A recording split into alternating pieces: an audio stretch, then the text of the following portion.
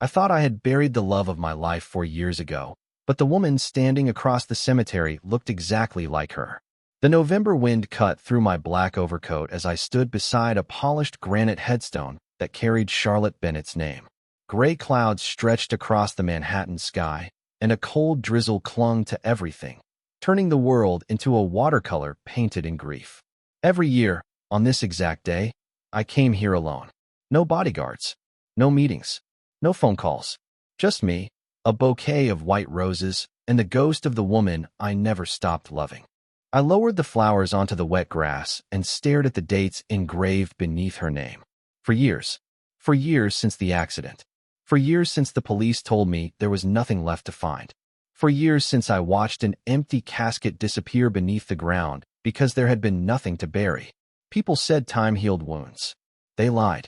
Time didn't heal anything. It just taught you how to carry the pain without collapsing in public.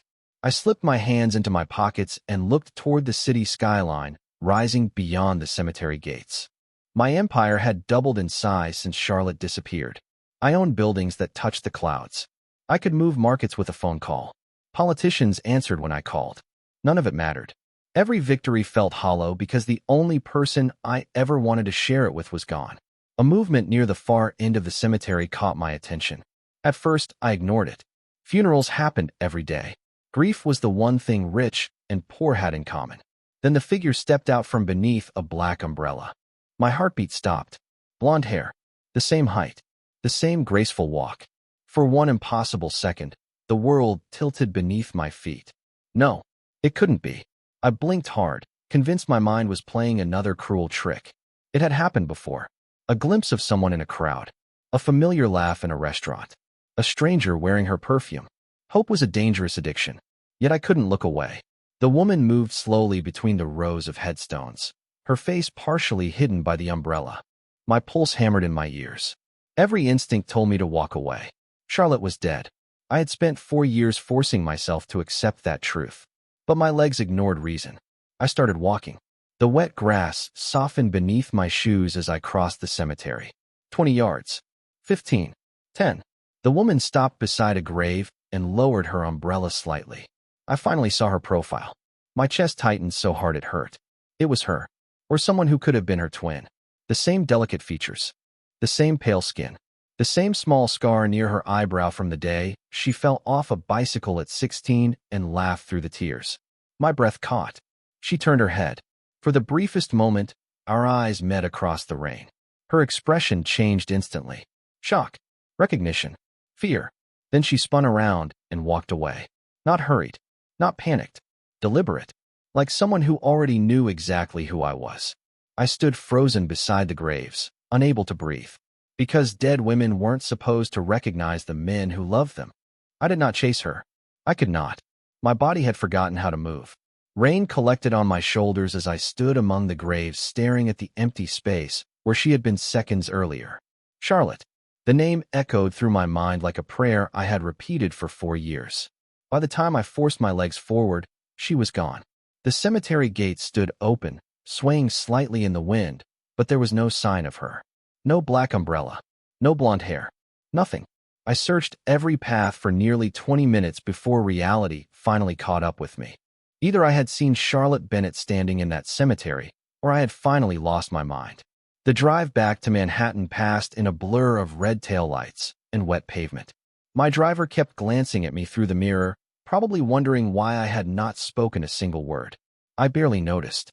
My attention stayed fixed on a memory that refused to leave me alone. The first time I met Charlotte had been on a Tuesday morning in October. I remembered because she had ruined a meeting worth millions of dollars without even realizing it. I had been leaving a conference tower on Park Avenue surrounded by lawyers, investors, and enough security to make people uncomfortable. Everyone moved carefully around me. Everyone except her. She came rushing out of a coffee shop carrying 2 paper cups and a stack of folders pressed against her chest. One of the folders slipped. Papers exploded into the air like snow. She tried to catch them, failed, then walked directly into me. Coffee splashed across the front of my suit. One of my attorneys nearly had a heart attack. My security team stepped forward immediately. Charlotte looked at the stain spreading across my jacket and winced. For a moment, she seemed terrified. Then she surprised me. Instead of apologizing repeatedly like most people would have, she narrowed her eyes and pointed at the phone in my hand. "You were not watching where you were going either," she said. "Nobody spoke to me that way. Not employees. Not politicians. Not competitors. Yet somehow she did." I remember staring at her while rain threatened from gray clouds overhead. She had windblown blonde hair, bright blue eyes, and absolutely no idea who I was. "You are blaming me?" I asked. "I am saying we both messed up," she replied. Then she smiled. A real smile. Not the forced kind people gave when they wanted something from me. "Besides, it is just coffee. Just coffee." I owned half the block, and she treated me like an ordinary guy who had bumped into her on the sidewalk. 10 minutes later, she was still gathering papers while I found myself helping her. 20 minutes later, we were sitting inside the same coffee shop drinking replacements she insisted on paying for. I learned she worked with children. She learned almost nothing about me because I carefully avoided details. Yet for the first time in years, I laughed. Really laughed. By the time we left, I knew I wanted to see her again. Back then, I thought meeting Charlotte had been the luckiest day of my life. Sitting in the back of that car 4 years later, I finally understood something else. It had also been the day everything began. The strange thing about happiness is that you never realize you are living inside it until it is gone. Looking back now, I can see the exact moment Charlotte became the center of my world. It was not some dramatic confession or unforgettable kiss. It was a Saturday afternoon 3 months after we met. Snow drifted outside her apartment window while she stood in a tiny kitchen attempting to teach me how to bake chocolate chip cookies. I had negotiated billion-dollar contracts without breaking a sweat. I had spoken in front of rooms filled with powerful people. Yet somehow I could not follow a recipe written on a piece of paper. Charlotte laughed so hard she nearly dropped the mixing bowl. The sound filled every corner of that small apartment. Warm, honest, real. I remember staring at her and thinking that I had spent my entire life chasing success without understanding what peace felt like. She gave me that peace. Not because she tried to fix me. Not because she wanted anything from me. She simply accepted me. At least the version of me she knew. That was the problem. Charlotte knew Damien Moretti, the businessman, the investor, the man who funded children's hospitals and community centers. She did not know everything else. I told myself I was protecting her. The truth was more selfish. I was afraid. Afraid that if she learned every detail about my world, she would look at me differently. So I kept certain doors closed. And every lie of omission built another brick in a wall between us. For a while it did not matter. We spent weekends exploring the city together. She dragged me through bookstores and street fairs. I took her to restaurants where the chefs knew my name, and she somehow convinced them to make grilled cheese sandwiches because she preferred simple food. She made friends everywhere she went. Doormen, waitresses, taxi drivers, children. She carried kindness the way other people carried wallets. Naturally, effortlessly, I started imagining things I had never allowed myself to imagine before. A home, a family, a future that had nothing to do with business or power. Then one evening, everything changed. We were walking along the Hudson River after dinner when Charlotte suddenly stopped talking. The wind lifted strands of her blonde hair as she stared across the water. I knew immediately something was wrong. She turned toward me with an expression I had never seen before. Uncertainty, fear, disappointment. "Damien," she said quietly, "is there something you have not told me?" My stomach tightened. "What do you mean?" She reached into her coat pocket and pulled out a folded newspaper clipping. The article was old, but the photograph was clear. My photograph. Standing beside men I had spent years trying to distance myself from publicly. Her eyes searched mine, waiting, hoping, giving me one chance to tell the truth. Looking back, I understand that moment could have changed everything. One honest conversation. One act of courage. Instead, I hesitated. And sometimes a few seconds of silence can destroy an entire future. The silence lasted only a few seconds, but it felt long enough to change the course of my life. Charlotte stood beside the river with the newspaper clipping trembling slightly in her hand, while the lights of New Jersey shimmered across the dark water behind her. She was waiting for me to explain what she had found. I should have told her everything. I should have trusted the woman who had trusted me with her heart. Instead, I chose caution. The same instinct that had protected me in business became the thing that endangered the only relationship that mattered. "It is complicated," I said carefully. The moment the words left my mouth, I saw disappointment flash across her face. Not anger, not fear, disappointment. Somehow that hurt more. Charlotte looked down at the article again. Complicated is not an answer, Damien. The wind carried her voice away almost as quickly as she spoke. Who are these people? I glanced at the photograph. Men from a past I had spent years trying to leave behind. Men whose names opened doors and created problems at the same time. People I used to know. Another mistake. Another half-truth. Charlotte closed her eyes briefly. Used to know, she repeated. That is what you are giving me. I reached for her hand, but she stepped back.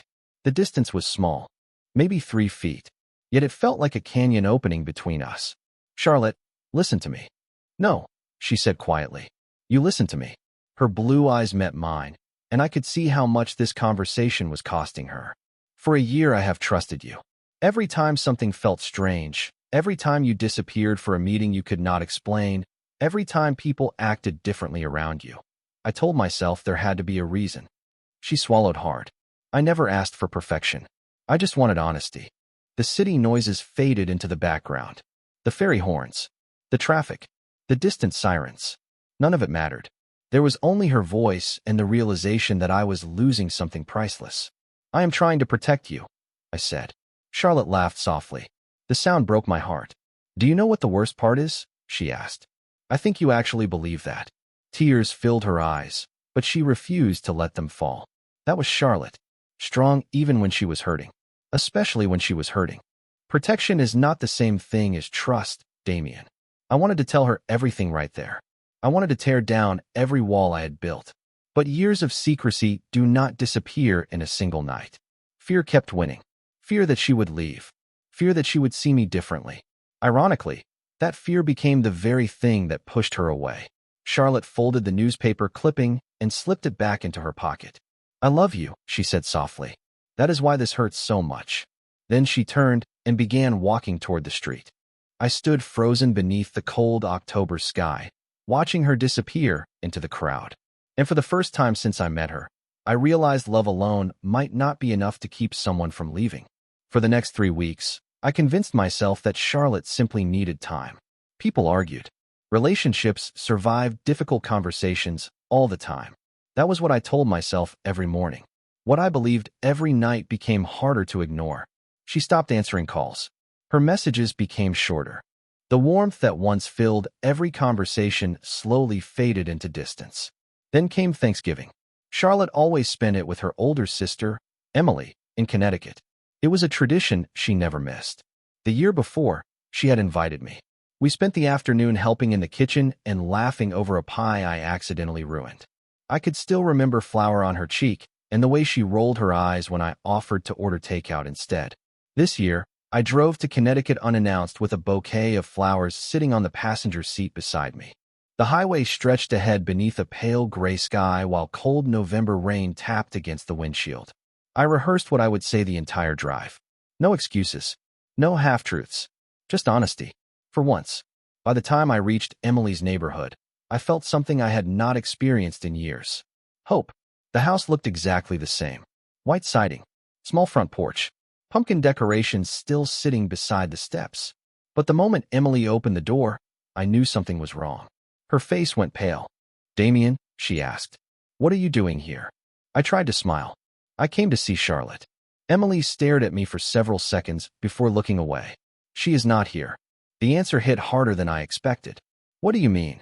She never arrived. A cold feeling settled in my chest. Maybe she is running late. Emily shook her head. She left New York yesterday morning. She called me from the road around noon.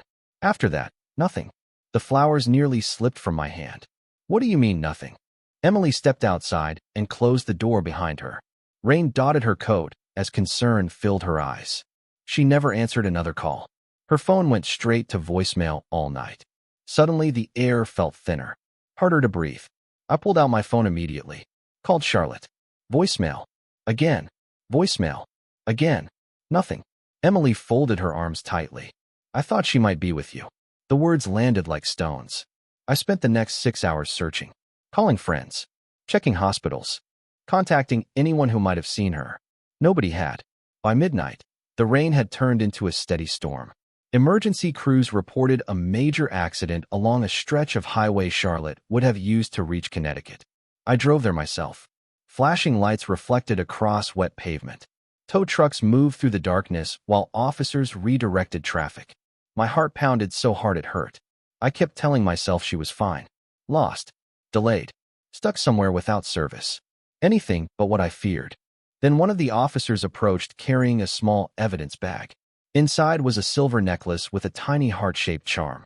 The necklace I had given Charlotte on her 26th birthday. And in that moment, hope began slipping through my fingers. The official search lasted 37 days. I remember because I counted every one of them. Every morning began with a phone call. Every night ended with disappointment. Search teams combed through miles of wooded areas near the highway. Divers checked rivers and drainage canals. Investigators followed every possible lead. None of them brought Charlotte back. Then came the meeting I had dreaded from the beginning. A conference room. Fluorescent lights. A detective with tired eyes and a folder full of reports. The kind of room where hope went to die. He spoke carefully, choosing each word as though he understood how much damage they could cause. Charlotte's vehicle had been found at the bottom of a steep embankment hidden by dense trees. Severe weather had delayed discovery. Personal belongings recovered at the scene matched her records. There was no evidence suggesting she survived. I listened without hearing most of it. The words became distant echoes. The only thing I remember clearly is the silver necklace sitting inside a plastic evidence bag on the table. The detective kept talking. Procedures. Documentation. Conclusions. None of it felt real.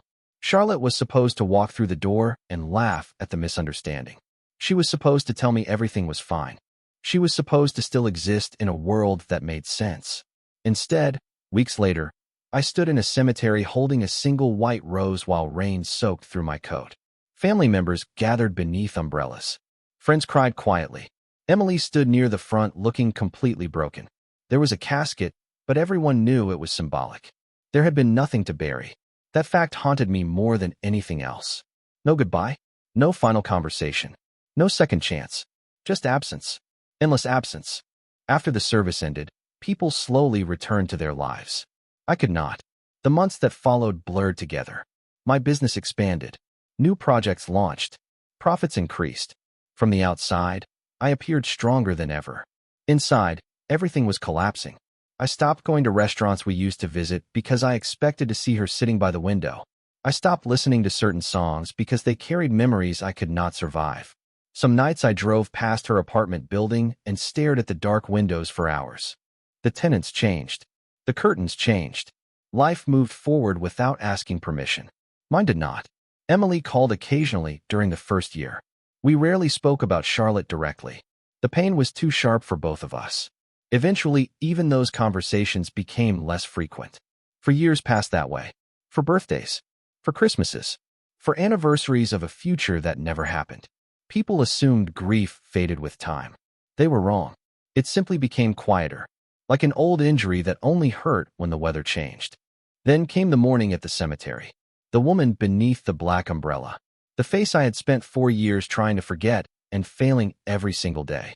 As my car finally reached Manhattan that evening, I opened the glove compartment and removed an old photograph. Charlotte smiled back at me from a summer afternoon frozen in time. I stared at the image for a long moment before looking toward the city lights beyond the windshield. Because for the first time in 4 years, one impossible question refused to leave me alone. What if everyone had been wrong? Sleep became impossible after that. Every time I closed my eyes, I saw her standing in the cemetery. The tilt of her head. The look of recognition. The fear. Most of all, the fear. If I had imagined the encounter, why would my mind invent that expression? Charlotte had not looked surprised to see me. She had looked like someone who never wanted to be found. 3 days passed before I finally did something I should have done immediately. I returned to the cemetery. The rain was gone, replaced by cold December sunlight that painted long shadows across the rows of headstones. I arrived shortly after noon carrying no flowers this time. Only questions. The groundskeeper was an older man named Walter. I had seen him during previous visits, but never spoken more than a few words. This time, I approached him directly. "I need to ask you something," I said. Walter studied me for a moment before nodding. "You are the man who comes every year." I glanced toward Charlotte's grave. Did you see a woman here 3 days ago? His expression changed immediately. Not confusion. Recognition. My pulse quickened. Blonde hair, he asked. Black umbrella? Every muscle in my body tightened. You saw her? Walter removed his work gloves slowly. She comes here sometimes. The world seemed to stop. What? The word barely left my mouth. Not often, he continued. A few times each year. Usually alone. She stands near that section for 10 or 15 minutes, then leaves. My heartbeat thundered in my ears. For years. For years of believing Charlotte was gone. For years of mourning someone who might have been visiting her own grave. Who is she? I asked. Walter shrugged. Never told me her name. Do you know where she goes? No, the hope rising inside me immediately collided with frustration. I had proof now. Proof that I had not imagined her. Yet she remained just out of reach. Before leaving, Walter hesitated. There is one thing. I turned back. What? He pointed toward a nearby street. Last spring, she arrived with a little boy. The words hit me unexpectedly. A child. Walter nodded. Maybe 3 or 4 years old. Polite kid. Stayed close to her the whole time. My mind struggled to process the information. Charlotte had a child? The possibility felt impossible. Yet somehow less impossible than the idea of a dead woman walking through a cemetery. I thanked him and headed back toward my car. For the first time in years, I felt something stronger than grief. Determination. By evening, I had assigned every available resource to finding answers. Not investigators. Not surveillance teams. Just information. Public records. Travel records. Anything that could explain how Charlotte Bennett had vanished from one life and appeared in another. Hours later, as city lights glowed beyond my office windows, my assistant knocked softly and entered carrying a thin folder. Sir, she said carefully, I think we found something. I looked down at the photograph resting on top of the file and forgot how to breathe. Because the woman in the picture was Charlotte, and she was holding the hand of a young boy with my eyes. I stared at the photograph until the edges blurred. Charlotte stood outside a small grocery store somewhere in upstate New York, dressed in a simple gray coat with her blonde hair tucked beneath a knitted hat. She looked older. Not by much. Just enough to tell me life had not been easy. Beside her stood a little boy holding her hand. His dark hair was slightly messy. His eyes were unmistakable. My eyes. I should have felt anger, confusion, relief. Instead, all I felt was an overwhelming need to see her again. Less than 24 hours later, I was driving through a quiet town 3 hours north of Manhattan. The streets were lined with old brick buildings decorated with Christmas lights. Snow covered the sidewalks in uneven patches. It looked like the kind of place where nobody asked questions and everyone knew each other's name.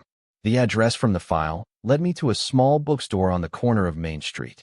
Warm yellow light glowed through the front windows. I sat across the street for nearly 10 minutes, staring at the entrance. Part of me feared she would not appear. Another part feared she would. Then the door opened. My heart stopped. Charlotte stepped outside carrying a cardboard box filled with books. She looked exactly like the woman from the photograph. Exactly like the woman from the cemetery. Exactly like the person I had mourned for 4 years. For a moment, I simply watched her. The way she brushed a strand of hair behind her ear. The way she smiled at an elderly customer passing by. Familiar. Painfully familiar. I crossed the street before I could change my mind. Snow crunched beneath my shoes. Charlotte looked up. The smile vanished instantly. Every trace of color drained from her face. We stood there staring at each other while the world continued moving around us. Cars passed. A church bell rang somewhere in the distance. Neither of us spoke. Finally, I managed one word. Charlotte. Her eyes widened. For a brief second, I saw something vulnerable. Then it disappeared behind a wall I had never seen before. I think you have mistaken me for someone else, she said. The sentence hit harder than I expected. No, my voice came out rough. No, I have not. She adjusted her grip on the box. My name is Claire. Claire. The lie sounded rehearsed. Practiced. Like she had repeated it 100 times. Look at me, I said quietly. Please. She did. And that was the problem. Because people who truly did not know each other do not look at one another with that much history in their eyes. Charlotte, I whispered again. Her jaw tightened. You need to leave. For years of grief. For years of unanswered questions. For years of believing she was gone. And now she was standing 3 feet away pretending we had never met. I wanted answers. I wanted explanations. Most of all, I wanted to know why. Then the bookstore door opened behind her. A little boy stepped outside, holding a coloring book against his chest. He looked up at me, and I forgot every question I had planned to ask, because I was looking into the face of a child who could have been my son. The little boy stared at me with open curiosity while snowflakes drifted lazily through the cold afternoon air. He could not have been older than 4, maybe 5. His cheeks were red from the weather, and he held the coloring book against his chest like it was something precious. Everything else disappeared. The bookstore, the street, the passing cars. All I could see were those eyes. My eyes. Charlotte stepped between us so quickly it was almost instinctive. Not dramatic. Protective. The kind of movement a parent makes without thinking. "Ethan," she said softly, "go back inside for me." The boy looked from her to me. "Who is he?" My heart nearly stopped at the sound of his voice. Charlotte hesitated. "Just for a second. Someone I used to know. Someone I used to know." The words landed harder than any accusation ever could. Ethan nodded and disappeared back into the bookstore without another question. The moment the door closed behind him, silence settled between us. I looked at Charlotte. Really looked at her. For years older. For years wiser. For years carrying secrets I knew nothing about. "How old is he?" I asked quietly. Her expression hardened immediately. "Do not." "How old is he, Charlotte?" She closed her eyes briefly. "You do not get to ask that." The answer told me everything. A strange mixture of emotions surged through me. Relief, shock, joy, grief. For years of grief. For years believing I had lost everything. Yet somehow there had been a child. A little boy who should have existed in my life, but did not. "He is mine, isn't he?" I asked. Charlotte looked away toward the snow-covered sidewalk. The movement alone felt like confirmation. "Please," I said. "Just tell me the truth." Her eyes filled with tears she refused to let fall. "The truth?" she whispered. "You think the truth is the part you deserve?" I took a step forward. "I deserve to know if I have a son. And I deserved honesty 4 years ago." The words cut through the cold air between us. For a moment, neither of us spoke. She was right. I knew she was right. Every mistake that followed had roots in choices I made long ago. But none of it explained this. None of it explained why she had disappeared. Why she had let the world believe she was dead. Why she was living under another name in a town 3 hours away from everyone who loved her. Charlotte wrapped her arms around herself and looked suddenly exhausted. Not angry. Not hateful. Just tired. "You need to leave, Damien. Not until you explain." A sad smile touched her lips. "If I explain, everything changes." I stared at her.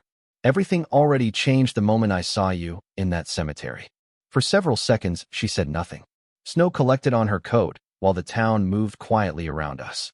Then she glanced toward the bookstore window where Ethan's small silhouette was visible near a shelf of children's books. Her expression softened instantly. It was the look of a mother protecting the most important thing in her world. When she turned back toward me, I knew what she was about to say would change everything. "You think I disappeared because I wanted to," she said quietly. "The truth is far more complicated than that." Charlotte led me into a small coffee shop 2 doors down from the bookstore. The place smelled like cinnamon and fresh bread. A few customers sat near the windows, quietly reading or talking over steaming mugs. Nobody paid attention to us.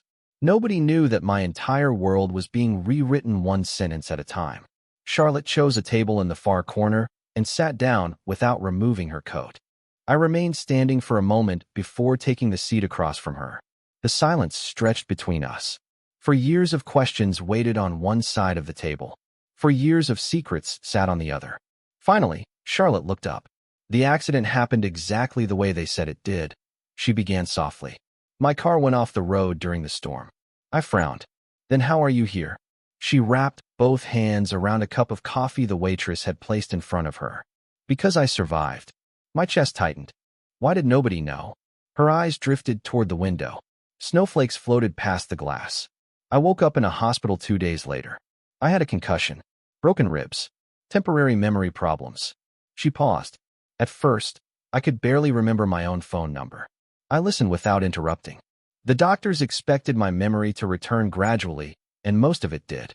Her voice grew quieter. But while I was recovering, someone came to see me. A cold feeling settled in my stomach. "Who?" Charlotte hesitated. "A man named Victor Hale." The name meant nothing to me. She noticed my confusion. "He told me he worked for one of your business associates." I leaned forward. I do not know anyone by that name. I know that now, she said.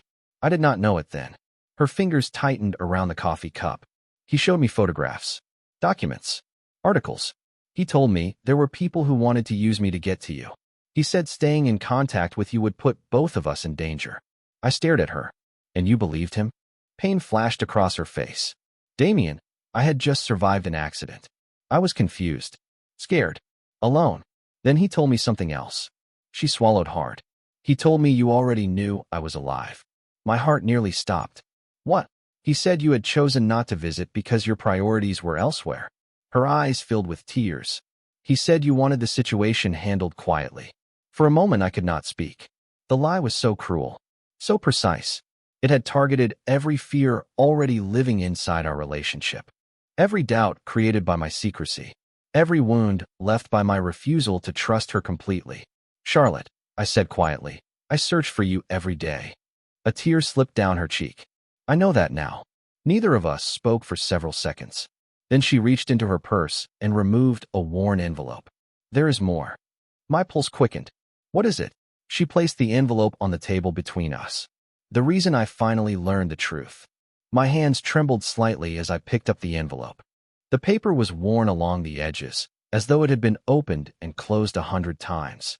Charlotte watched me silently while snow continued drifting past the coffee shop window. For a moment, neither of us spoke. Then I carefully removed the contents. Inside was a letter, a single page, folded neatly. The handwriting was unfamiliar.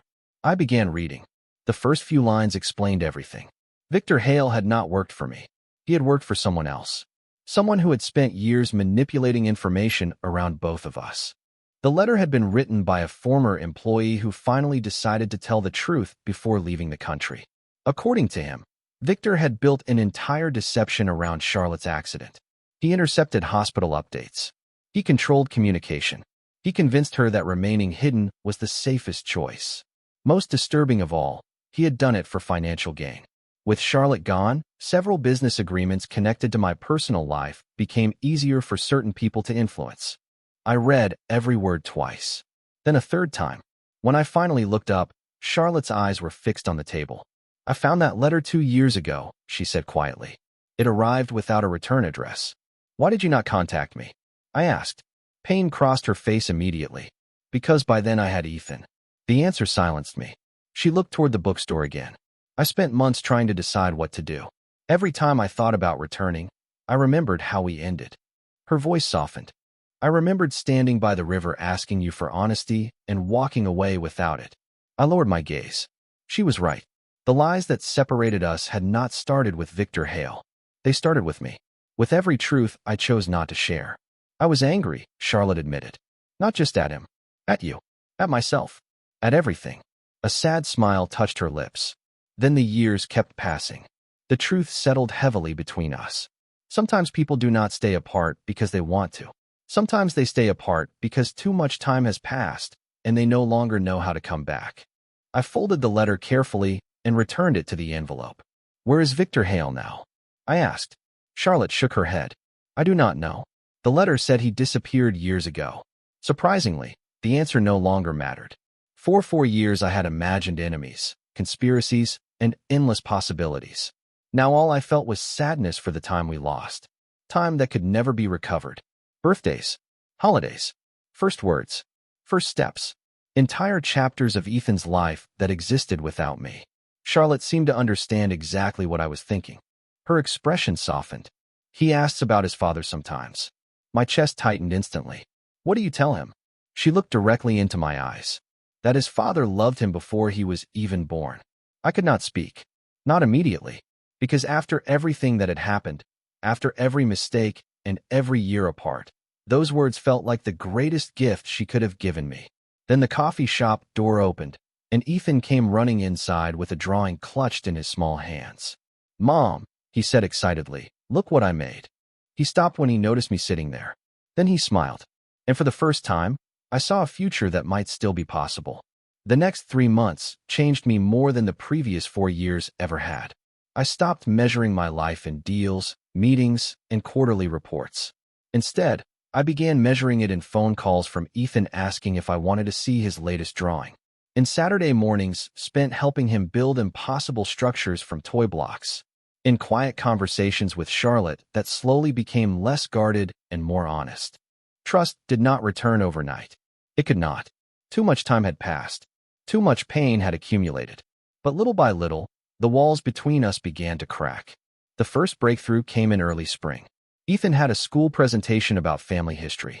Charlotte invited me to attend. The invitation seemed small, almost insignificant. Yet I understood what it really meant. She was allowing me into a part of his life that I had missed completely. I arrived 20 minutes early and sat in an uncomfortable folding chair surrounded by parents holding phones and cameras. When Ethan spotted me in the audience, his entire face lit up. That smile stayed with me for days. After the presentation ended, he ran toward me carrying a handmade poster covered with photographs and drawings. "Did you see me?" he asked. "Every second," I replied. The pride in his eyes felt more valuable than anything I had ever owned. Later that afternoon, Charlotte and I sat together on a park bench while Ethan played nearby. A warm breeze carried the scent of freshly cut grass through the air. For a while, neither of us spoke. We simply watched him laugh with other children. "He likes having you here," Charlotte said softly. I smiled. "I like being here." The answer seemed simple, but it contained everything I had learned. For years earlier, I believed love meant protecting people from difficult truths. Now I understood that real love required honesty, vulnerability, and the courage to be seen completely. Charlotte turned toward me. "You have changed." I looked down at my hands before answering. "Losing you changed me." Her expression softened. "Finding us again changed me too." For the first time in years, there was no bitterness in her voice. No anger. Only quiet truth. We sat in comfortable silence until Ethan came running back toward us carrying a baseball glove. "Come on," he said excitedly. "You promised." I laughed. "I did." He grabbed my hand before I could stand on my own. Such a small gesture. Such an ordinary gesture. Yet it nearly brought tears to my eyes. Because for years I had believed redemption required grand sacrifices and dramatic victories. Standing there in a sunny park, I finally realized redemption looked much simpler than that. It looked like showing up. Every day, every chance you got. It looked like earning trust instead of demanding it. It looked like choosing people over pride. As Ethan pulled me toward the baseball field, I glanced back once. Charlotte was watching us. And for the first time since I met her, I saw hope instead of doubt reflected in her eyes. 1 year later, I found myself standing in the same cemetery where everything had begun again. The sky was clear this time. No rain. No gray clouds. Just warm sunlight filtering through the trees and painting soft shadows across the grass. Ethan walked beside me carrying a small bouquet of white roses with both hands. At 6 years old, he took the responsibility very seriously. Charlotte walked on my other side, her fingers intertwined with mine. Even after everything we had survived, that simple gesture still felt like a miracle. We stopped in front of the granite headstone that had once marked the end of a story. Now it felt like a reminder of how wrong appearances could be. Ethan carefully placed the flowers beside it and stepped back. "Mom," he asked quietly, "why do we come here every year?" Charlotte smiled gently. "Because sometimes people need reminders." "Reminders of what?" He looked between us curiously. Charlotte glanced at me. I could see the question in her eyes. The same question we had both spent years answering in different ways. I crouched beside Ethan and rested a hand on his shoulder. Reminders that when people make mistakes, they can still choose to become better. He thought about that for a moment before nodding, as if it made perfect sense. Children often understand things adults overcomplicate. After leaving the cemetery, we drove back toward town together. The windows were down. Summer air filled the car. Ethan sang along badly to a song on the radio, while Charlotte laughed every time he forgot the words. I memorized the sound. There had been a time when I thought happiness was something dramatic, something earned through victories and accomplishments. I know better now. Happiness was this: a family road trip, a child's laughter, a woman I never stopped loving sitting beside me. Later that evening, we gathered in the backyard of the house Charlotte and I had chosen together. Nothing extravagant, just a place that felt like home. Emily was there. Neighbors were there. Friends who had become family were there.